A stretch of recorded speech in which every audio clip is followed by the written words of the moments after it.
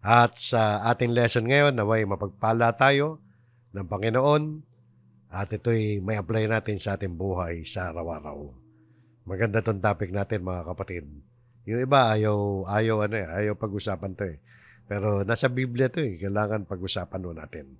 At makikita nyo ang dahilan kung bakit kailangan natin pag-usapan. So ang title ng lesson natin mga kapatid ay Dahil itong buhay ay maikli lamang. Ang mga version ng Biblia natin gagamitin ay ang Bagong Biblia, New King James Version, liban na kung babanggitin. Ang ating main verse mga kapatid ay mula sa Awit 90, verse 12.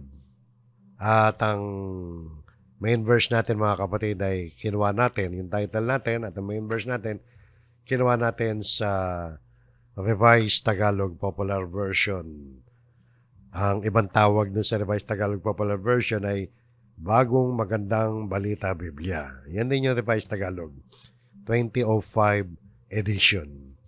Ang sabi rito sa mga Awit 90 verse 12, dahil itong buhay namin maikli lang na panahon, itanim sa isip namin upang kami ay dumunong. So, dyan natin kinuha ang ating title. Dahil itong buhay ay maikli lang. So, lahat tayo mga kapatid, nakaranas na marahil na mamatayan na mahal natin sa buhay. Kung bata pa kayo, marahil yung direktang pamilya nyo, buhay pa lahat. Ibig kong sabihin direktang pamilya, yung nanay, tatay mo at mga kapatid mo. Maring buhay pa kung bata pa kayo, pero kung may edad na kayo, katulad ko, senior citizen ako, ay wala na akong mga magulang, namatay na lahat. So, pero lahat tayo nakaranas na mamatayan na mahal natin sa buhay. Kasi namatay na yung mga lola ninyo, di ba? Lalo yung mga lelong at lelang ninyo. Ngayon, kung ililimit natin ang pag-uusap sa mga namatayan na ng mga mahal sa buhay, na personal nating nakasama nung nabubuhay pa, yung iba hindi pa nararanasan yun, iba naranasan na. Pero marami sa atin nakaranas nun. Na namatayan na tayo ng mga mahal natin sa buhay, na nakasama natin sila nung nabubuhay pa. Maring yung parents mo, maring asawa mo, maring ang anak mo, kapatid mo, mga direktang nakasama mo nung nabubuhay pa sila. Yung iba nakaranas, yung iba hindi pa. Pag bata ka pa, hindi pa masyado. Pero sa mga may edad na katulad ko, marami na nakaranas ng ganun. Yun yung direkta nating pamilya. Sa labas naman ng direktang pamilya natin, yung naging kaibigan natin, maaaring nakaranas kayo, dating kaklase ninyo, kaibigan ninyo, namatay na rin. Yung kapitbahay mo, mga kakilala mo dyan sa barangay, yung mga kakilala mo na nakasama mo na nabubuhay pa, marami sa atin ang nakaranas na ng mamatayan. Ngayon ang tanong, nasa na ang kanilang memories para sa iyo? Naalala mo pa ba sila? Maalala mo sila kung direkta mong nakasama sila nung sila'y nabubuhay pa. Pero gaano mo katagal silang naalala o naaalala? 1 taon mula nung nilibing sila? 2 taon, 3 taon. Pag bagong libing, talagang buong-buo pa memory. Pero, di ba, habang lumilipas ang mga taon, unti-unti, dumadalang ang pag-aalaala natin sa kanila. Talagang ganun. Nakasulat din naman sa Biblia na kapag namatay ang tao, yung alaala nila, mawawala na rin. Kaya nga, madalas ko sabihin, yung mga bayani, kaya pinatatayuan ng mga rebulto yan at nilalagay pa sa pera para hindi makalimutan ng bayan. Kasi pag walang rebulto, diba? Si Rizal, pag walang rebulto, ay maaaring makalimutan natin. Kaya yung national hero natin, inilagay sa piso. Hindi nilagay doon sa 1,000 piso. Yung kanyang larawan. Bakit? Lahat ng tao kasi may piso. Para maalala siya ng majority. Yung iba, wala namang 1,000 piso. So, ibang bayani nakalagay ron.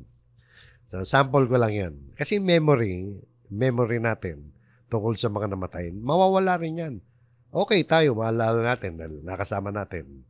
Pero, paano naman yung mga magiging apo mo sa future? Halimbawa, pag namatay ka, sino-sino kaya makakaalala sa'yo? Siyempre, yung mga naging kasama natin sa buhay, maalala tayo. Pero, paano naman ang ating mga future na apo? Lalo na yung apo sa tuhod. Di ba? Marahil hindi na tayo kilala ng mga apo natin sa tuhod, sa future. Kung paano tayo, ang ating mga lelong at lelang, ano ba yung lelong-lelang? Mga parents yan, ang ating mga lolo at lola. Di ba? 3 henerasyon na yan eh. Kilala ba natin sila? Yung iba kilala, yung iba hindi naman. Di ba? Sa pangalan marahil, kilala natin, pero hanggang doon lang. Larawang. Sa Larawang Kupas, nakikita natin sila. So, 3 generation yan, tumakbo. Di ba? Kung ang isang generation ay 40 years, so 120 years, wow. So, umigit kumula sa 100 years yan. Nakalipas, ay parang makakalimutan ka na rin. Alam niyo, may napanood nga ako na may clip video sa social media. Marahil napanood nyo na rin. Dito sa Facebook ko napanood yun. Kung ano kaya mangyayari sa iyo pagkalipas ng 100 taon mula ngayon. After 100 years mula ngayon, ano-ano ang mangyayari? Ito yan mga kapatid. Sinipi ko iba. Tinype ko yung yung script niyan eh. Pero hindi ko na kinumpleto. Kinukuha ko lang yung mga punto. Sabi ron, ako, ikaw, mga mahal mo sa buhay, mga kaibigan, kakilala, mga naging kaaway, lahat tayo ay mawawala na after 100 years mula ngayon. Di ba? Yung mga trabaho na ginagawa mo at minsan ay na-stress ka pa sa ngayon, ipapasa mo na yan sa iba after 100 years. Pag namatay ka, yung mga ari-arian mo na pinaghirapan ay maiiwan mo sa kung sino man ang matitira. Number 4, yung bahay mo na pinaganda mo na sobra, may iwan mo yan. At iba na ang titira. Doktor ako para sa sarili ko. Baka na-demolish na yan after 100 years. Number 5, na-imagine mo ba na darating ang araw, lahat tayo ay alaala na lang? O kung minsan ay hindi na naalala pa. Yung mga natitirang mahal mo sa buhay, ay makikita ka na lang sa newsfeed ng kanilang Facebook, kung may Facebook pa after 100 years. Sa mga camera ng cellphone nila. Doon ka na lang makikita, pero maring madelete ka na rin doon. Yung mga litrato mo na nakasabit sa dingding, doon ka na lang makikita, kung nakasabit pa. At sa paglipas pa ng ilang dekada, isang dekada, 10 years, di ba? Sa pagkalipas ng ilang 10 years, pati ang mga kakilala mo ay mawawala na. Mawawala na yung mga kabatch mo.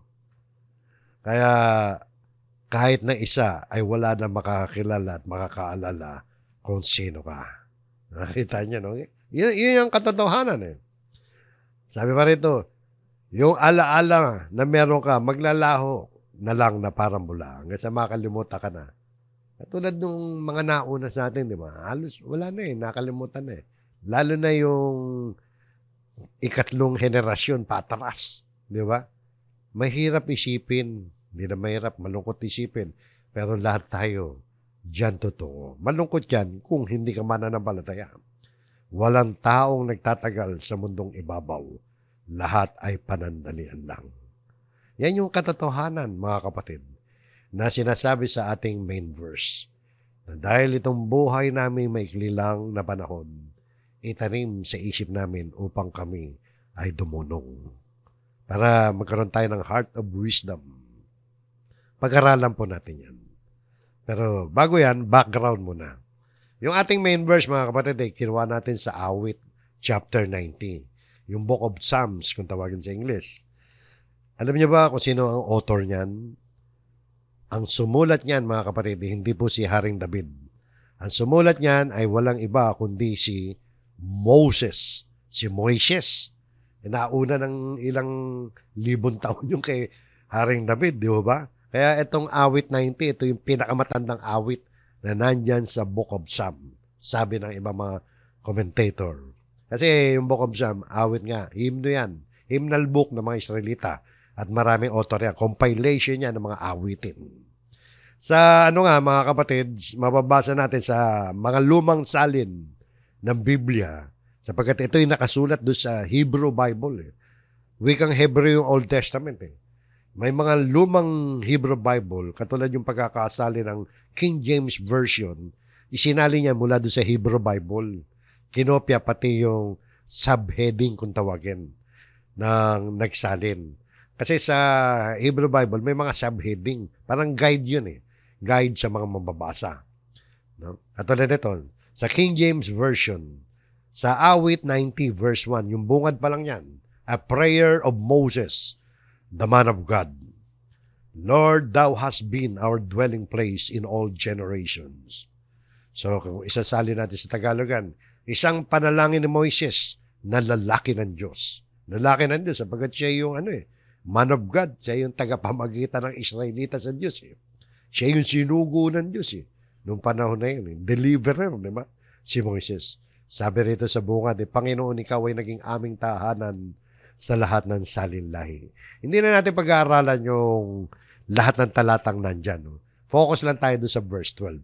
Pero konting background lang mga kapatid. No?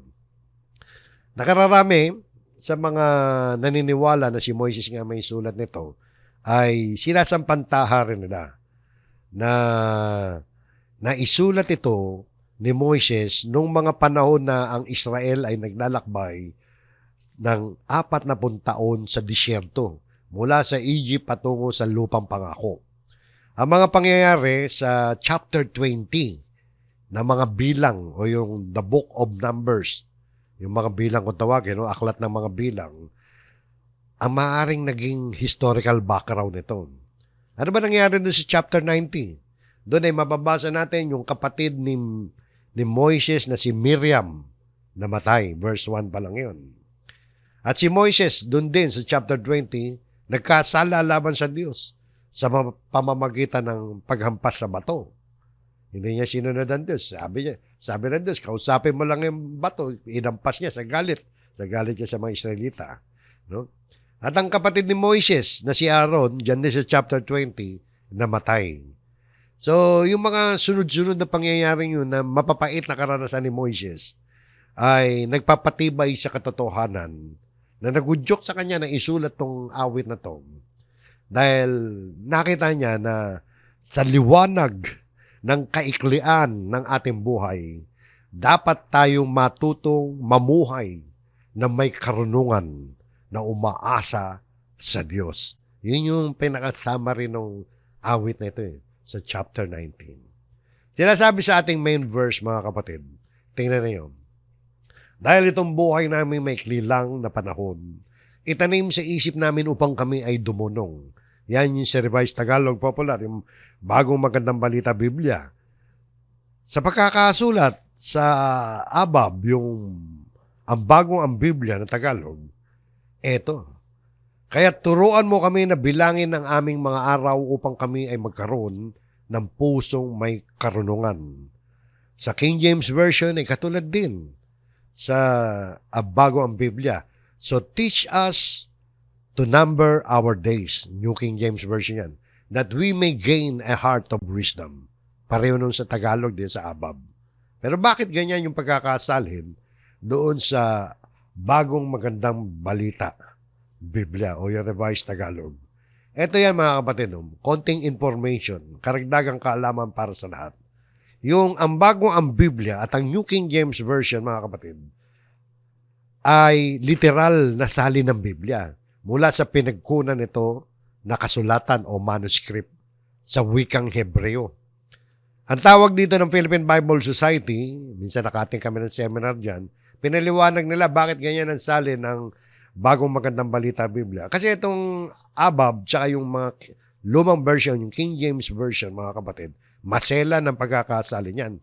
Letra for letra mula sa wikang original. Ang tawag dyan ng Philippine Bible Society, yung pagkakasalin dyan ay inform, ayon sa forma. Ayon sa forma, kaya letra for letra. Samantalang ang bagong magandang balita Biblia ay hindi ayon sa forma, kundi ayon sa pagpapakahulugan ng mga nagsalin. In meaning, At bagamat in meaning ang pagkakasali ng Revised Tagalog Popular Version ay ating sinasang-ayunan, mga kapatid, ang pagkakasali niyan. Bakit natin sinasang-ayunan yan?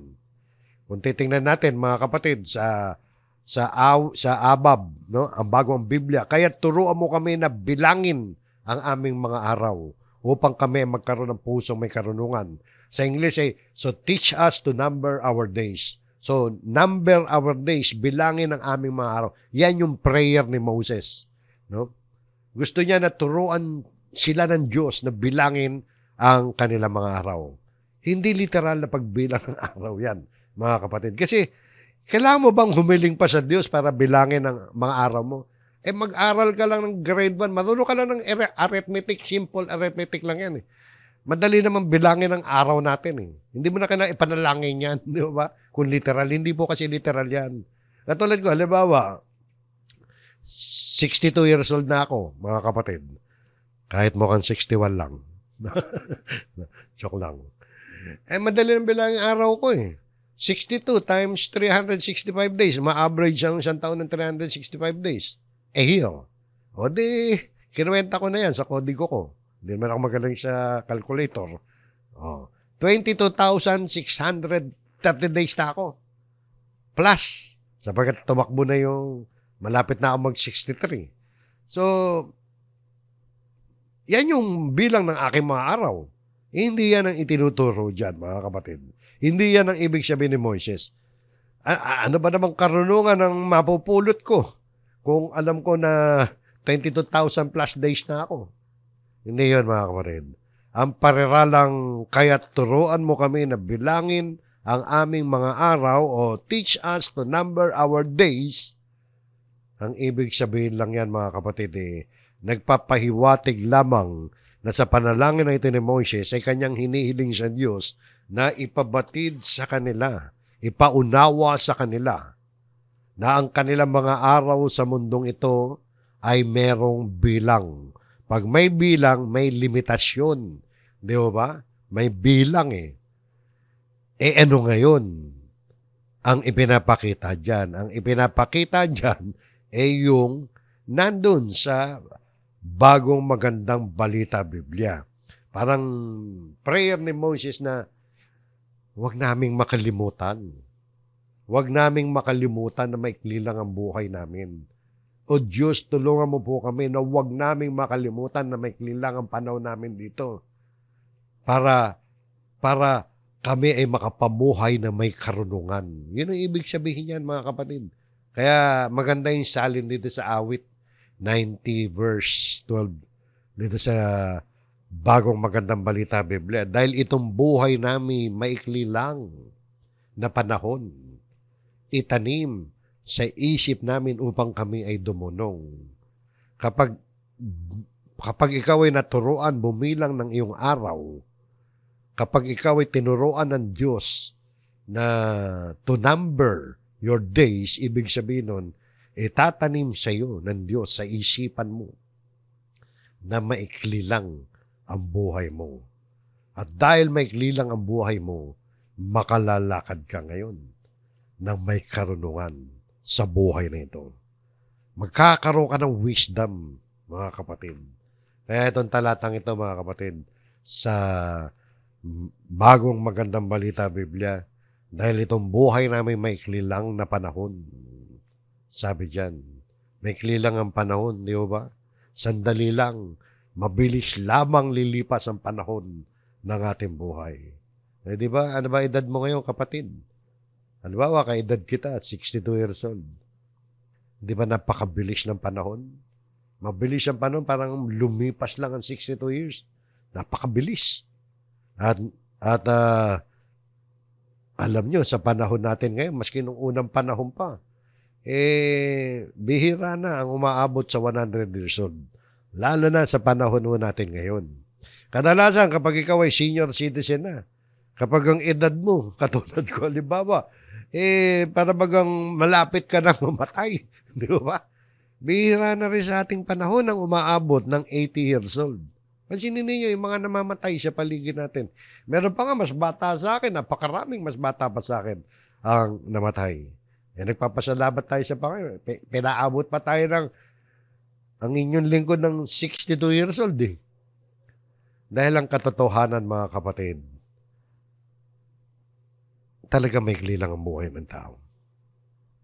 Kaya, dahil dyan, ang prayer ni Moses, itanim sa isip namin upang kami ay dumunong.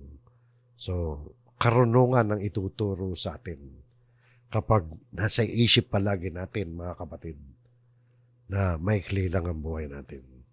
Ibig sabihin ay wag na wag natin kakalimutan yan, mga kapatid. Yan ang dahilan upang tayo ay dumunong. Dumunong saan? Dumunong sa ating paraan ng pamumuhay. Magkaroon tayo ng wisdom. Kung palaging nasa alaala natin, kung palaging nasa isipan natin ng iba, ayaw na isipin yan, no, tungkol sa kamatayan, pero lumalabas sa talatang yan, malaki ang naitutulong nito sa pagkakaroon natin ng karunungan sa buhay. Parang lumalabas ngayon na isang kamangmangan ang isipin ng tao at kumilos ang tao na wari bagang bukas ay hindi siya mamamatay. May mga ganun tao, akala mo, wala kamatayan eh. Kaya isang katotohanan mula sa salita ng Diyos na pag-usapan at isa-isip natin ang tungkol sa ating kamatayan. Importante yun. Na matanim sa isip natin, mamamatay tayo. Hindi dahil sa tinatakot natin ng mga tao. Yun ang katotohanan, pero yan ang sinasabi ng talata. Yan ang prayer ni Moses. Itanim sa isip namin upang kami ay dumunong. Tingnan nyo mga kapatid, sabi nga sa Ecclesiastes 7:2, mas mabuti pang magtungo sa bahay ng pagluluksa kaysa bahay ng pagdiriwang. Yung bahay ng pagluluksa, ano yun? Puninaria, di ba? Bahay ng pagluluksa. Yung house of mourning. O kaya kung saan may burol. Mas mabuti pa raw eh. Bakit mas mabuti? Kaysa dun sa pagdiriwang. Kaysa sa party, fiesta. Di ba? Bakit mas mabuti dun? Mas mabuti nga ba? Mas gusto natin sa pista, di ba?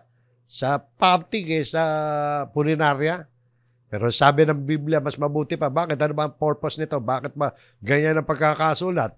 Bakit mas mabuti? Sapagkat ito ang katapusan ng lahat ng mga tao. Ano ngayon? Kung yan ang katapusan ng lahat ng mga tao.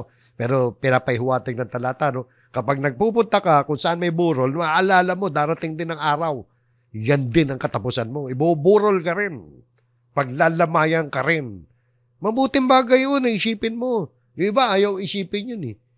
Yun ang katotohanan. Sinasabi nga ng Biblia eh. Sapagkat ito ang katapusan ng lahat ng mga tao at ilalagak ito ng may buhay sa kanyang puso. Nais ng Diyos eh, malagak sa puso natin. Na darating ang araw na mamamatay tayo. Gusto ng Diyos na paalala palagi natin yan, mga kapatid. Na darating ang panahon na tayo man ay mamamatay. Kaya, bakit ba? Bakit ba kinakailangan maalala natin yan? Bakit ba kinakailangan matanim sa puso natin yan? Ano ang sagot? Yung sagot, doon sa main verse natin. Itanim sa isip namin upang kami ay dumunong. Para dumunong tayo. Yan ang pagtuturo ng salita ng Diyos. Kaya huwag nating tatanggalin sa isipan natin. Araw-araw. Darating ang panahon, mamamatay tayo. Anytime nga, mamamatay tayo. Yan ang katotohanan. Ang buhay natin ay itinulad ni Santiago, di ba, sa isang singaw. Sa sandaling panahon ay lumilit at pagdakay na papawi. At sa unang Pedro naman, ang buhay natin ay parang halaman lamang, damo. Natutuyo, nalalanta, pati yung karangalan natin. Kailangan malaman natin yan. Alam ko naman, alam nyo yan, pero ang punto, matanim sa ating mga isipan. So yan mga kapatid. Yung iba, ayaw pag-usapan yan eh. Kinikilabutan sila eh. Natatakot sila. Malungkot na topic daw to. Hindi popular na topic yan eh. Ang tagal pa naman ng araw ng mga patay. Ba't pinag-uusapan natin tungkol sa kamatayan? Ano ba to? Burol? Funeral service ba to? Akala ko Sunday service to. Bakit tungkol sa puneraria pinag-uusapan natin? May mga preacher na ayaw ituro yan. Dahil hindi popular eh. Pero nasa Biblia yan eh. Yan nga ang dahilan kung bakit tayo nananampalataya kay Kristo, di ba? Dahil alam natin na may kamatayan. So yun mga kapatid. Kasi sabi na iba, dapat daw i-enjoy na lang ang buhay. Habang binibigyan tayo ng Diyos ng buhay rito. Enjoy mo. Bakit natin pag-uusapan ng kamatayan? Yung ba katwiran ng iba eh. Kung paano daw na, katulad yun, nadinig ko mga kapatid. Dito sa Facebook, may isang preacher ng mega church sa Pilipinas. Bakit daw pag-uusapan pa yun tungkol sa kawakasan, gaya halimbawa ng second coming ni Christ? Yung mga event na magaganap, mga disaster sa daigdig na magaganap. Bakit daw pinag-uusapan? Para takutin yung bakit daw tinatakot yung mga Kristiyano? Hindi po. Maling aral yan pag hindi mo itinuro yan. Nadinig ko yan dito, mga kapatid. Sabi, bakit daw kailangan takutin? Hindi tinatakot.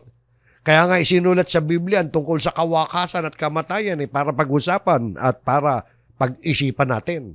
Isinulat na sa Biblia. Si Kristo pa nga nagpasulat, di ba? Yung aklat lang ng Revelation, mga kapatid, kung titingnan natin, tungkol sa kawakasan yan eh. Yung buong aklat ng Revelation, 22 chapters yan, pag-aralan natin. Ano nakita natin? Maraming mga disaster na magaganap sa daigdig. Pero bakit natin pinag-uusapan yan? Nakasulat sa Biblia. Ipinasulat ni Kristo yan para malaman ng mga mananampalataya sapagkat ang panahon ay malapit na. Bakit natin hindi pag-uusapan? Kaya maling aral yun, mga kapatid. Nasasabihin, wag na natin pag-uusapan yan, mga nakakatakot na bagay. Hindi tayo nananakot. Kaya huwag kayong maniwala doon sa sinasabi ng mga preacher na tinatakot lang daw yung mga Kristiyano kapag ang paksa ay tungkol sa kawakasan. Maling aral yan. Ang Biblia ay punong-puno ng mga babala tungkol sa kawakasan. At isa sa mga paksa ng kawakasan ay ang kawakasan ng ating buhay. Gaya ng topic natin ngayon. Dahil itong buhay ay maikli lang. Hindi magtatagal dito sa lupa. Kaya nga, ilaga ka, itanim daw sa ating mga puso para makapamuhay tayo na may karunungan. Eto ngayon mga kapatid. Dahil itong buhay ay maikli lamang. Ano-ano ang dapat nating gawin habang tayo ay nabubuhay? Maraming pagtuturo ang Biblia tungkol sa bagay na yan. Pero kukuha lang tayo ng 5 punto lang, mga kapatid. Sapagkat kung gagawin natin 10, kukulangin ng 1 oras natin. Kukulangin ng 3 oras natin. 5 lang ang kunin natin na nakita natin na may kaugnayan dito na dapat nating gawin habang buhay tayo. Dahil may nga lang ang buhay. Ito po mga kapatid. Ano-ano yung 5 yan? Gawin ang lahat sa ikaluluwalhati ng Diyos habang ikaw ay nabubuhay. Maikli lang ang buhay. Paghandaan ng kamatayan, maganda ka dahil maikli lang buhay. Dahil pagkatapos ng kamatayan ay ang paghuhukom. Number 3, manampalataya ka ngayon. May paghuhukom kasi. Manampalataya ka ngayon na, hindi bukas. Manampalataya ngayon na kay Kristo dahil ngayon, hindi bukas, ang araw ng kaligtasan. Samantalahin ang panahon dahil may nga lang ang buhay. Taglahin ang karunungan na mula sa Diyos dahil itong buhay ay maikli lamang. Sisay natin mga kapatid. Gawin ang lahat sa ikaluluwalhati ng Diyos. Nagamit natin itong talata nung hindi ako nagkakamali, nung linggo lang. Pero sa Kolosas, ito naman sa 1 Korinto. Ang sabi, kaya kung kayo man ay kumakain, umiinom, o ano man ang inyong ginagawa, gawin ninyo ang lahat sa ikaluluwalhati ng Diyos. So gawin daw ang lahat sa ikaluluwalhati ng Diyos. At binanggit ni Pablo yung mga malilit na bagay, kumakain, umiinom, malilit na bagay yan sa buhay natin. Na palagi nating ginagawa at lahat tayo gumagawa niyan.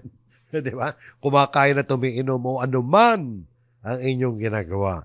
Ibig sabihin mga kapatid, sa lahat ng aspeto ng ating buhay, mula sa maliliit na gawain hanggang sa malalaking aspeto ng ating buhay, sa malalaking desisyon, maliliit na desisyon ng ating buhay at pagkilos, ay dapat gawin na may layunin na parangalan at luwalhati ng Diyos. Gawin daw lahat sa ikaluluwalhati ng Diyos. Kaya isipin muna natin ang gagawin natin. Ito ba isa ikaluluwalhati ng Diyos? Kung aawayin ko si ganyan, maluluwalhati ba ang Diyos? Kung gagawin ko to, kung ako ba'y maglalasing, maluluwalhati ba ang Diyos? Kung ako ba'y magmumura, maluluwalhati ba ang Diyos? Kung ako ba'y magagalit ang todo at gaganti, maluluwalhati ba ang Diyos? Hindi. Isipin natin, maraming bagay. Sa hanap buhay, pag-aaral, sa loob ng tahanan, lahat ng ating gagawin natin sa ikararangal ng Diyos. So yun po mga kapatid, kaya mahalaga yung nag-aaral tayo palagi ng salita ng Diyos para magkaroon tayo ng wisdom, karunungan, kung ano ba yung sa ikaluluwalhati ng Diyos. Kung ano ba yung kalooban ng Diyos na ikatutuwa ng Diyos. Ikalawang punto, paghanda ng kamatayan dahil pagkatapos ng kamatayan na yung paghuhukom. Practical na practical to. Bakit mo dapat paghanda ng kamatayan? Una, mamamatay ka, tiyak ang kamatayan. At tiyak din, kung paano tiyak ang kamatayan, tiyak din ang paghuhukom. Sabi rito, Hebreo 9:27, at yamang itinakda sa mga tao mamatay na minsan, at pagkatapos nito ay paghuhukom, o tiyak, at hindi lamang tiyak mga kapatid. No? Sigurado tiyak na tiyak. Pagkatapos ng kamatayan ay paghuhukom. Dahil ang kamatayan mga kapatid, ay tiyak na darating. Kung paano yung paghuhukom ay tiyak din darating. Dapat pag-isipan ng bawat isa kung paano tayo namumuhay dito sa ibabaw ng lupa habang tayo nabubuhay. Sapagkat darating ang panahon, haharap tayo sa hukuman ng Diyos. So yun po, sa sandali na malagutan tayo ng hininga. Sa sandali ng ating kamatayan. Dahil sabi, pagkatapos nito ay ang paghukom. So di ba? Dahilan yan, isa yan sa dapat natin gawin habang tayo nabubuhay dahil itong buhay may lang eh. Hindi mo alam kung kailan ka mamamatay at pag namatay ka, huhukuman ka ng Diyos. At number 3 mga kapatid, manampalataya tayo. Ito. Manampalataya kay Kristo. Ang sabi rito sa 2 Korintos 6:2, sapagkat sinasabi niya, sa panahong kanais-nais ay pinakinggan kita at tinulungan kita sa araw ng kaligtasan. Ngayon na ang panahon ng kanais-nais, ngayon na ang araw ng kaligtasan. Kailan ka dapat magdesisyon tungkol sa kaligtasan? Ngayon na. Kung ikaw ay hindi pa tumatanggap kay Kristo, kung hindi ka pa seryosong mananampalataya kay Kristo, gawin mo na ngayon yan.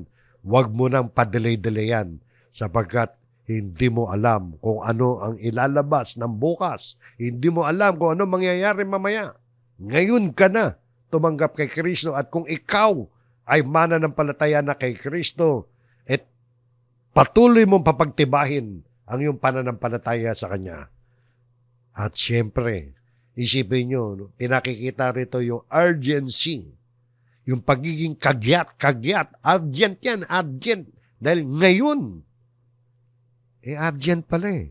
Anong ginagawa natin mga mananampalataya? O dapat natin gawin? Ibahagi natin ang tungkol sa kaligtasan. Kung may plano kang kausapin yung isang tao, mahal mo sa buhay para akayin siya kay Kristo, gawin mo na ngayon. Baka bukas patay na yan. Hindi mo nga alam eh. Maikli lang ang buhay, mga kapatid. So yun, mga kapatid, ibahagi natin ang salvation. Dahil itong buhay natin, maikli lamang. Sapagkat ngayon, ang araw ng kaligtasan, hindi pwede bukas. Ngayon na, now na, ika nga. At yung ika-4, samantalahin ang panahon. Pag sinabing samantalahin ang panahon, talagang making the most of your time. Ika nga. Bawat oras mahalaga. Sabi rito sa Efeso 5:15, kaya't maging maingat kayo sa inyong paglakad. Maging maingat daw sa pamumuhay. Hindi gaya ng mga mangmang, kundi gaya ng marunong. So maging wise tayo. Magkaroon tayo ng wisdom sa ating paglakad, sa ating mga pamumuhay. Huwag nating gagayahin yung mga walang alam sa katotohanan. Paano ba gagawin yan? Sinasamantala ang panahon sapagkat ang mga araw ay masasama. Ano ba ibig sabihin ng sinasamantala ang panahon? Sa English ay redeeming the time. Redeeming. Pag sinabing redeeming, di ba, tinutubos mo. Maski sa kahulugan yan, sa wikang Grego, ibig sabihin yan, bibilhin mo, ililigtas mo yung oras. Ibig sabihin nito, gamitin natin ng husto ang bawat pagkakataon. Huwag tayo mag-wasting time. Di ba? Huwag tayo mag-aksaya ng oras. Ipinangangaral sa atin dito ni Apostol Pablo sa mga mananampalataya na gamitin ng mabuti ang kanilang oras at pagkakataon upang gawin ang mabuti at maglingkod sa Diyos. Kaya dahil sa kailangan samantalahin natin ang panahon, sapagkat ang mga araw ay masasama, yung sumunod na talata, sabi ni Pablo, kaya't huwag kayong maging mga hangal. Yung hangal dyan unwise. Ibig sabihin, kailangan maging wise tayo. Magkaroon tayo ng wisdom. Paano? Kundi unawain ninyo. No? Unawain ninyo ang kalooban ng Panginoon. Unawain natin ang kalooban ng Panginoon. Kaya paano mo naman malalaman ang kalooban ng Panginoon? Kung tamad ka mag-aaral sa salita ng Diyos. Kaya mga kapatid, huwag kayong manghinayang kung kayo gumugugol ng wala pa namang isang oras kada linggo o twice a week sa pag-aaral sa salita ng Diyos. Kailangan malaman natin ang kalooban ng Panginoon. So ito yung nagtuturo rin sa atin na magpatuloy tayo ng pag-aaral sa salita ng Diyos. Huwag tayo maging overconfident. Naiisipin natin na alam na natin ang mga kagustuhan ng Diyos. Alam na namin yan. Kaya hindi na natin kailangan umaten ng mga pananambahan tuwing araw ng linggo. Tingnan niyo mga kapatid, yung mga nangangatwiran ng ganon. Alam mo na pala ang kalooban ng Panginoon di dapat lalo kang umaten. Alam mo bakit? Di ba kalooban ng Panginoon nakasulat sa Hebreo 10:25? Na madalas nating ipaalala, kalooban ng Diyos yun nakasulat Commandment of God na huwag nating pabayaan ang ating pagtitipon na gaya ng ugali ng iba. Kundi palakasin ang loob ng isa't isa, lalo na kapag inyo namamalas na nalalapit na ang araw. Hebreo 10:25 men. Hindi ko na pinaskill. Palasak na yun, di ba? Palagin nyo nang nadidinig. O kalooban ng Panginoon yan Alam mo na pala ang kalooban ng Panginoon Dapat ka umaten ng pagtitipon sapagkat kalooban ng Panginoon na umaten ka. Para marating natin to. Huwag tayong maging mga hangal. Unawain natin kung ano ang kalooban ng Panginoon. Sa patuloy na pag-aaral ng salita ng Diyos, mauunawa natin ang lubusan kung ano ang kalooban ng Diyos sa buhay po natin. At ang huli mga kapatid, eto, practical application din to. Dahil ang buhay ay maikli lang, taglahin ang karunungan na mula sa Diyos. Eto, dito natin masusukat ngayon ang wisdom ng pamumuhay natin. Ang sabi rito sa Santiago 3:13 hanggang 17. Diyan din sa version na yan ng Biblia, sa bagong magandang balita Biblia. Ito mga kapatid, halos self-explanatory. Madaling unawain ito. Sabi, sino sa inyo ang marunong at nakakaunawa? Ito raw yung marunong at nakakaunawa. Ipakita niya ito sa pamamagitan ng wastong pamumuhay na bunga ng kapakumbabaan at karunungan. Ano daw yung wastong pamumuhay? Yung wastong pamumuhay ay bunga ng kapakumbabaan at karunungan. Kung meron kang kapakumbabaan at karunungan, magkakaroon ka ng wastong pamumuhay. At diyan daw mga kapatid, mapapatunayan mo sa sarili mo sa harap ng Diyos na ikaw ay marunong. Meron kang understanding at nakakaunawa ka. Tuloy natin. Ito yung kabaligtaran. Ngunit kung ang nag-ahari sa inyong puso ay inggit at makasariling hangarin, huwag ninyo itong ipagmalaki at huwag ninyong ikaila ang katotohanan. Ang kanyang karunungan din to. Karunungan din pala yun yung mga negative na yun. Ang kanyang karunungan ay hindi galing sa Diyos, hindi galing sa Diyos, kundi makasalibutan, makalaman at mula sa dyablo. Mula sa dyablo, no? Sapagkat saan man nagahari ang inggit, mula sa dyablo pala, at makasariling hangarin, dyablo rin yan. Nagahari din ng doon ang kaguluhan at lahat ng uri ng masamang gawa. Halo-halo na yan, lahat na ng kasalanan yan. Dapat ito. Ngunit ang may karunungang mula sa Diyos, una sa lahat, ay malinis ang pamumuhay. Paano lilinis ang pamumuhay mo? Mamuhay ka ayon sa salita ng Diyos. Maibigin sa kapayapaan. Mahinahon. Mahinahon ka, hindi lang tungkol sa galit yan, kundi mahinahon ka sa mga pagkilos mo. Titingnan mo, yung may kalooban ng Diyos. Mapagbigay, mahabagin. masipag sa paggawa ng mabuti, hindi nagtatangi at hindi nagkukunwari. Yung pagtatangi, yung partiality. Partiality, yung meron kang kinikilingan. Dapat wala tayong kinikilingan. At hindi nagkukunwari. Yung pagtatangi, walang diskriminasyon yan dapat. Hindi nagtatangi. So yun po. Yan yung karunungan, sabi diyan, karunungang mula sa Diyos.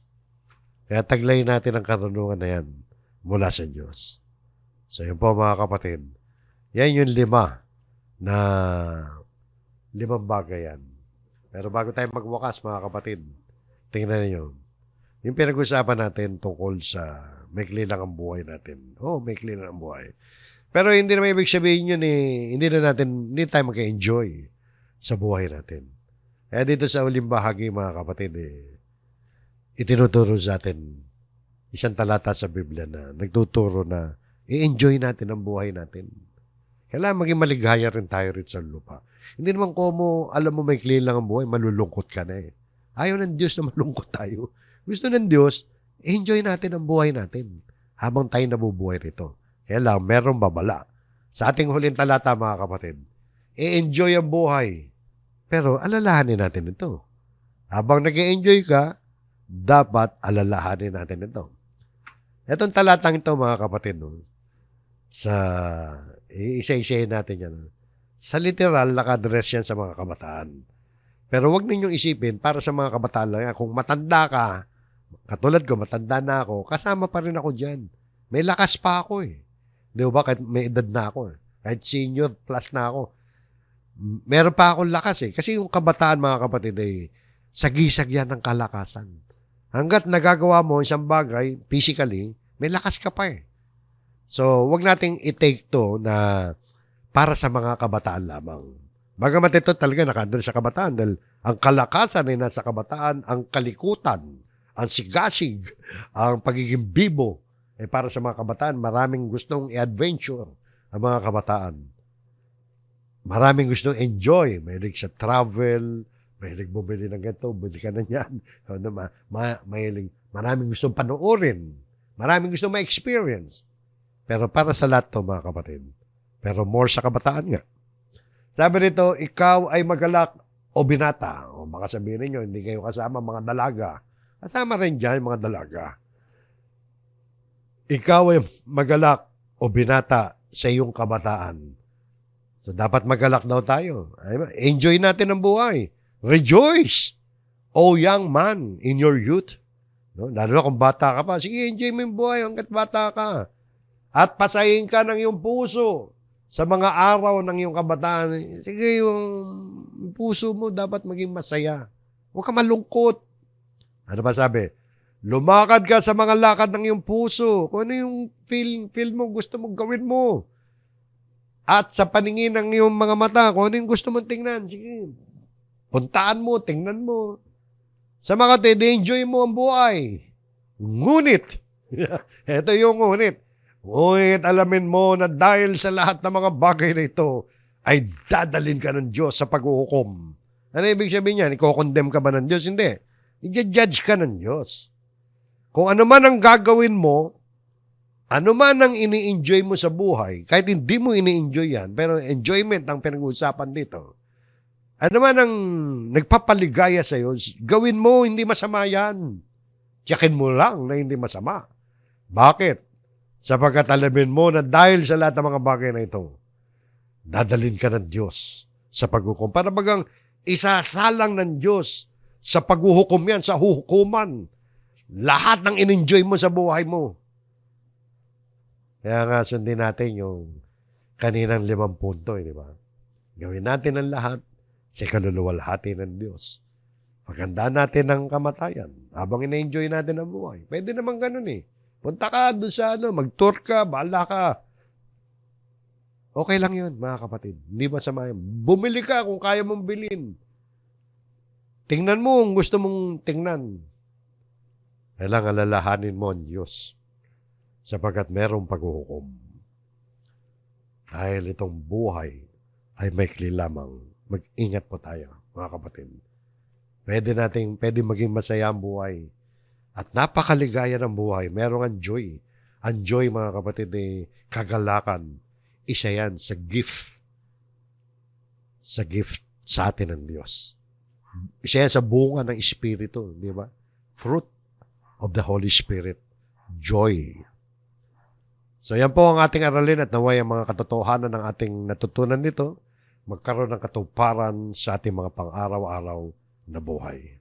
Pagpalayo po tayong lahat ng Panginoon, tayo po'y muling manalangin.